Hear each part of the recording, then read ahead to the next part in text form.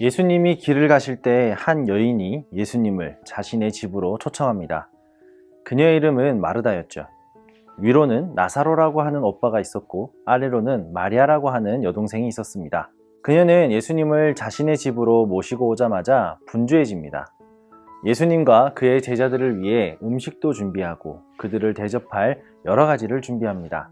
그런데 그녀의 눈에 여동생이 밟힙니다.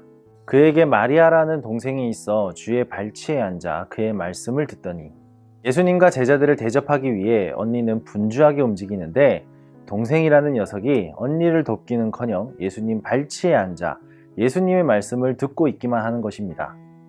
마르다는 마음속에서 슬슬 짜증이 나기 시작하죠. 마르다는 준비하는 일이 많아 마음이 분주한지라 예수께 나아가 이르되 주여, 내 동생이 나 혼자 일하게 두는 것을 생각하지 아니하시나이까 그를 명하사 나를 도와주라 하소서. 마르다의 마음속에 일어난 짜증은 마리아뿐만 아니라 손님인 예수님에게까지 퍼집니다. 본인이 초대해놓고 본인이 짜증내는 상황이 뭔가 이상하죠? 예수님도 아마 어이없어 하시지 않았을까 생각이 됩니다. 하지만 우리 예수님이 누구이신가요? 그분은 사랑을 듬뿍 담아 마르다에게 이렇게 말씀하십니다. 주께서 대답하여 이르시되 마르다야 마르다야 네가 많은 일로 염려하고 근심하나 몇 가지만 하든지 혹은 한 가지만이라도 족하니라. 마리아는 이 좋은 편을 택하였으니 빼앗기지 아니하리라 하시니라. 예수님께서는 마르다는 일을 했고 마리아는 말씀을 들었기에 마리아의 모습을 본받으라는 말씀을 하시는 것이 아닙니다. 마르다의 섬김도 마리아의 말씀을 사모하는 마음도 모두 예수님께서 기쁘시게 받으시는 마음입니다. 문제는 마르다에게는 불평이 생겼다는 것입니다. 예수님을 영접했던 마음은 일이 많아 분주해지자 짜증과 불평으로 바뀌게 되어졌습니다.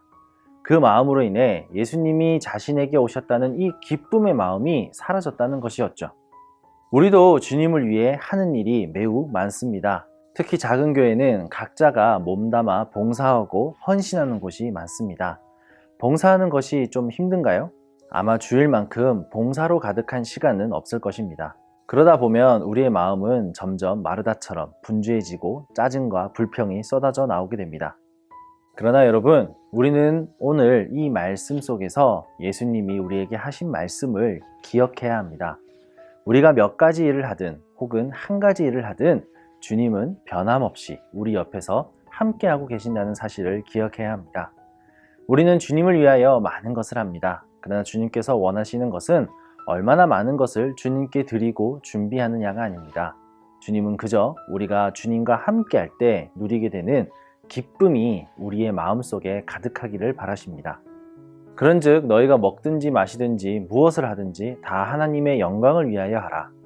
우리의 마음의 중심에는 주님을 위해 무엇을 얼마만큼을 하느냐가 있기 전에 주님을 위해 먼저 기뻐하는 마음을 가득하기를 소망해야 합니다.